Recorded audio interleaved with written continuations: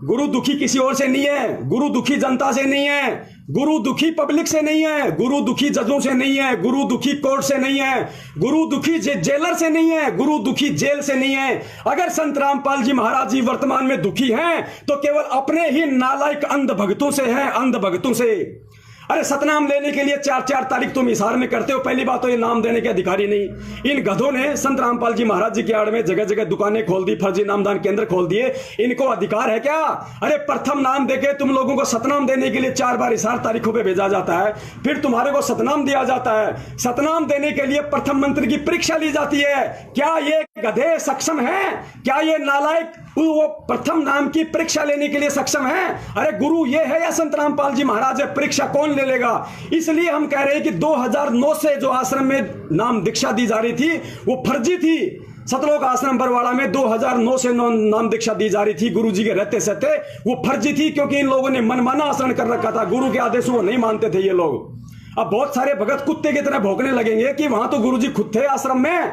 अरे गुरुजी खुद थे, फिर वो फर्जी कैसे हो सकती है? जिस प्रकार सतलोक आश्रम बरवाड़ा में रहते सहते उसी गुरु के नाम पे इन लोगों ने तुम्हें कमांडो बना दिया, इन लोगों ने तुम्हारे हाथों में बंदूकें पकड़ा दी। उसी गुरु के रहते सहते इन लोगों ने वहां पे 5-5 मौतें करवा दी, पुलिस वालों पे पत्थर फेंकवा दिए, पेट्रोल बम फुलवा दिए, जेसीपीया फुकवा दी। उसी तरीके से इन लोगों ने उसी गुरु के आश्रम में रहते सहते ये फर्जी नामदान दीक्षा केंद्र चालू कर दिया था इन लोगों ने। ये गुरु को आदेश नहीं, ये गुरु को इन लोगों ने सलाह दी थी। और गुरु को अच्छे से पता है क्योंकि गुरु का तो काल भगवान के साथ वचन है। फिर भी परमात्मा ने दया करी। जो आत्माएं वहां से 2009 में नाम दीक्षा लिया करती थी, परमेश्वर उनको आशीर्वाद दे दिया करते थे।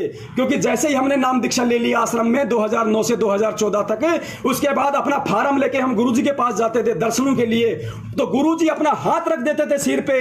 और हाथ रखने के बाद अगर वो नाम फर्जी है तो परमात्मा की दया से वो सुचारू हो जाता था, वो सही हो जाता था। लेकिन आज क्या हो रहा है? सरासर पाखंड फैलाया जा रहा है। जो संत इस ज्ञान से, इस भक्ति मार्ग से दुनिया से पाखंड दूर करने के लिए आया है, उसके नाम पे आज पाखंड फैलाया जा रहा है। और सबसे बड़े सहयोगी उस पाखंड में तुम बन रहे हो। इसके अलावा ये जितने भी वकील हैं, ये सतलोक आश्रम मैनेजमेंट हरियाणा ने अपने बचाव के लिए जितने भी वकील कर रखे हैं, ये सारे के सारे ढोंगी हैं, पाखंडी हैं, पैसों के लिए लगे हुए हैं। मैं पवन दास जयपुर वाला अपने सतगुरुदेव जी के चरणों की सौगंध खाकर कितनी बार एपी सिंह वकील, जो अपने आप को धुरंधर वकील कहता है, सुप्रीम कोर्ट का वकील कहता है, जिसके आगे अच्छे अच्छे डांस करते हैं, ये दास उसको डांस करवा सकता है। इस दास को परमात्मा ने वो काबिलियत दे रखी है, वो बुद्धि दे रखी है।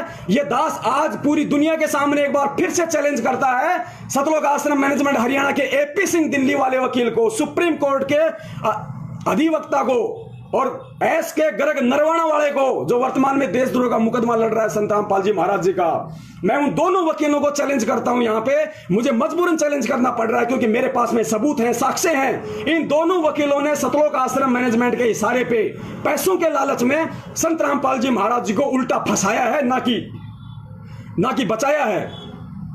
अगर ये वकील पाक साफ हैं, अगर ये वकील संत रामपाल जी महाराज जी को जेल से बाहर देखना चाहते हैं, तो मैं इन वकीलों को चैलेंज करता हूं, आप साधना टीवी चैनल पे या किसी भी ऐसे टीवी चैनल पे जिसको पूरी देश दुनिया देखती हो, उस टीवी चैनल पे आप 1 घंटे का, 2 घंटे का, 5 घंटे का आप एक लाइव प्रोग्राम रखो। ये दास वहां आएगा, ये पवन दास जयपुर वाला लाइव बात करेगा, लाइव डिबेट करेगा।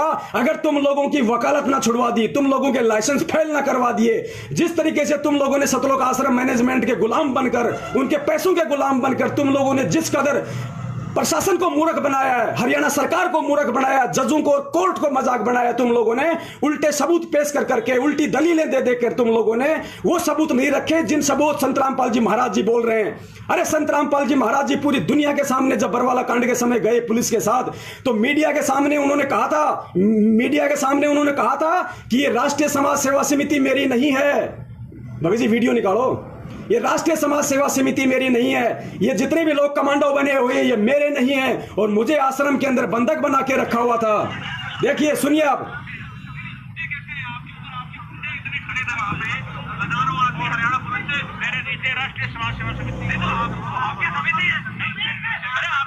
देखा, गुरुजी कह रहे हैं कि समिति मेरी नहीं है। समिति कौन? सतलोक आश्रम मैनेजमेंट हरियाणा, वही गुंडों ने एक समिति बना रखी थी, नाम दे रखा था राष्ट्रीय समाज सेवा समिति। गुंडे सबके सब वो संत रामपाल जी महाराज जी का भाई, उनके बेटा, उनका जवाई, उनके रिश्तेदार, ये स्टेट कोऑर्डिनेटर, यही सारे गुंडे उस राष्ट्रीय समाज सेवा समिति के अंदर थे।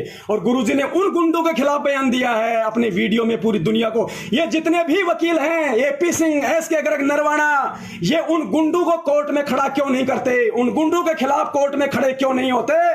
क्योंकि इनको अच्छे से पता है कि जो गुंडे हमें फीस दे रहे हैं, जिन गुंडों के पैसों के पीछे हमारे बच्चे विदेशों में पढ़ रहे हैं, जिन गुंडों के पीछे हमें मौज मिल रही है, हमें लाखों रुपए एक तारीख का मिल रहा है, उन गुंडों के खिलाफ हम कैसे कोर्ट में खड़े हो जाएंगे?